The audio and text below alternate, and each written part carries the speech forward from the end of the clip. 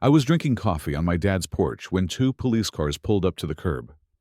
The officers got out slowly, but the air was filled with tension the moment they stepped outside. In their wake, storming up the sidewalk as if commanding a crime scene, came Karen Whitfield, the freshly minted HOA president and local horror in heels. With arms folded, and that condescending little smirk she had on whenever she believed she was in control, Karen directed her finger at my dad. "That's him," she commanded. "That man's been camping out here for weeks. I have proof." She brandished a fat manila folder, like it was a smoking gun. The officers looked at each other doubtfully. My dad? A 72-year-old retiree with a love for gardening and old jazz. More like the picture of a homebody than a crook. Dad did not blink.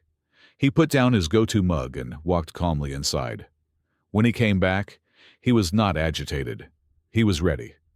In his grasp was the same old leather briefcase he used to bring into courthouses as a successful real estate lawyer. Click, open, papers. Silence. The property deed was first. Then, boom, the trump card. The original HOA, founding documents from 1978, with his signature on them, as the first president of the HOA. The silence was oppressive. Officer Martinez slowly looked up and addressed Karen.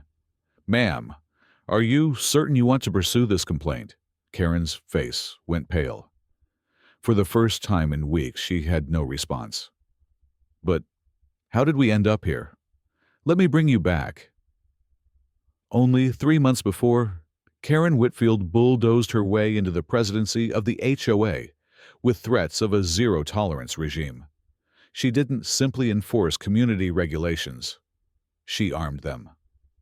Clutching a clipboard and laser measuring tape in her hands, she patrolled the Maple Ridge streets like a bounty hunter, citing mailbox height, flower bed widths, and even porch light colors. And for some reason, she convinced herself that my dad, the man who constructed this community, was a trespasser in his own house. But the truth always emerges, and in this instance it came in 45-year-old legal papers. Karen had moved into the neighborhood only 2 years ago, but she spoke about our community rules like she'd written them herself. Her daily patrol route took her past every house, cataloging infractions, both real and imagined. The trouble started when my dad decided to move back to his old house after selling his condo downtown. He built the home in 1976, 2 years before establishing the HOA to maintain property values and community standards. After my mother passed last year, he found the condo too quiet and wanted to return to the neighborhood where he'd raised his family. Since he'd been renting the house to tenants for the past 15 years, most newer residents had never seen him. To Karen, he was just a mysterious older man who appeared one day without a moving truck. Clearly, suspicious behavior in her mind. Karen's surveillance operation began almost immediately. I started noticing her silver Honda parked across the street at odd hours, watching Dad's comings and goings with the intensity of a private investigator. She'd walk her tiny dog past the house multiple times daily, always slowing down to peer through windows and take photos with her phone. When I asked neighbors about her behavior, they rolled their eyes and shared their own Karen horror stories. She'd fined the Johnsons for having their garbage cans visible from the street for 23 minutes past pickup time. The Garcas received a violation notice because their lawn was 1/4 inch too high. According to her measurements, the confrontation happened on a Saturday afternoon. While Dad was pruning his rose bushes, Karen marched up the driveway like she owned the place, clutching her ever-present folder of documentation. She demanded to see his lease agreement and identification, speaking in the authoritative tone she perfected during HOA board meetings. My dad, who'd spent 40 years dealing with difficult clients, simply looked up from his roses and said, "I don't believe that's any of your business, Miss Whitfield." Karen's face flushed red as she explained that as HOA president, everything in this neighborhood was her business. When Dad returned to his gardening without another word, Karen's voice pitched higher as she threatened to call the authorities about his illegal occupation of the property. True to her word, Karen called 911 that very evening, reporting what she described as a suspicious man trespassing in an unoccupied residence. She told the dispatcher she had evidence of squatting and insisted on filing a formal complaint. The officers who responded were professional but clearly skeptical from the moment they saw Dad sitting peacefully on his own porch. Karen launched into her prepared speech about property values and community safety. But the officers seemed more interested in verifying actual facts than listening to her theories about dangerous squatters infiltrating suburban neighborhoods. When Dad produced his deed showing 30-plus years of continuous ownership, I thought that would end the matter. But Karen immediately accused him of forgery, demanding the officers arrest him for falsifying documents. That's when Dad opened his briefcase and pulled out something that made the situation much more interesting. Along with property records and tax documents, he showed them the original HOA charter he drafted and filed with the county in 1978. His name appeared as the founding president, along with detailed meeting minutes from the first board elections. Karen's confident accusations suddenly seemed much less convincing to everyone present. Officer Martinez used his radio to verify the deed and HOA documents through county records, while his partner took detailed notes about Karen's complaint. As they waited for confirmation, Karen doubled down on her accusations, insisting the documents were elaborate forgeries and demanding they arrest this dangerous criminal immediately. Her voice grew shriller with each denial of obvious facts, and I could see the officers exchanging meaningful glances. When the verification came back, confirming every document's authenticity, the dynamic shifted completely. Karen was no longer the concerned citizen reporting a crime. She was the person who'd knowingly filed a false police report. The officers asked Karen to step aside for a private conversation, but her voice carried clearly across the yard.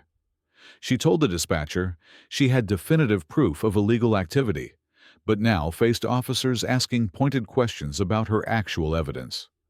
Body camera footage would later show Karen admitting she'd never seen any lease agreements, moving trucks, or actual signs of illegal occupation. She'd simply assumed the worst about a man she didn't recognize and called in a false emergency report. When Officer Martinez explained she could be charged with misuse of emergency services, Karen demanded to speak to his supervisor as if this were a customer service dispute rather than a potential criminal matter. Within 48 hours, Karen faced charges for filing a false police report, harassment, and criminal trespass for her repeated, unauthorized surveillance of Dad's property. The news spread through Maple Ridge Estates faster than gossip at a church potluck, with neighbors sharing Ring doorbell footage of Karen's suspicious behavior over the past weeks. An emergency HOA meeting was called, where residents voiced their frustration with Karen's authoritarian management style and obvious incompetence. The vote to remove her from the board was unanimous, with several residents citing her harassment of the neighborhood's founding father as the final straw. Dad, who'd been content to quietly enjoy his retirement, found himself drafted as an honorary board advisor to help restore sanity to the HOA's operations. The irony wasn't lost on anyone. The woman who tried to have him arrested for trespassing had been removed from a position of authority over the very organization he'd created. At the next community meeting, residents gave Dad a standing ovation while sharing stories about Karen's petty tyranny over the past 3 months. Several neighbors apologized for not speaking up sooner about her obvious harassment campaign. The criminal charges stuck, and Karen faced up to 6 months in jail, plus substantial fines for the false police report. Her legal fees quickly mounted as she hired an attorney to fight charges that were backed by substantial evidence, including her own recorded statements to police dispatch. The professional embarrassment was perhaps worse than the legal consequences. Karen worked as a real estate agent, and news of her arrest for harassment and false reporting spread through the local business community like wildfire. Within 2 weeks, Her brokerage quietly terminated her employment rather than deal with a negative publicity.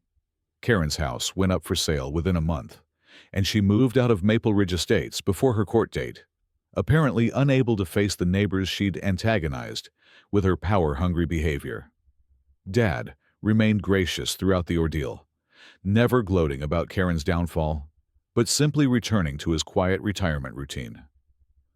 The final twist came when longtime residents were organizing old HOA documents and discovered Karen's original membership application from 2019. The application had been reviewed and rejected by the board's advisory committee, a committee chaired by none other than my father, the same man she'd later tried to have arrested for squatting in his own home. Karen ultimately pleaded guilty to filing a false police report and received 90 days in county jail, 2 years probation, and $1,500 in fines. As the judge read her sentence, Karen's face crumpled in shock, apparently having expected a light slap on the wrist rather than real consequences for her actions.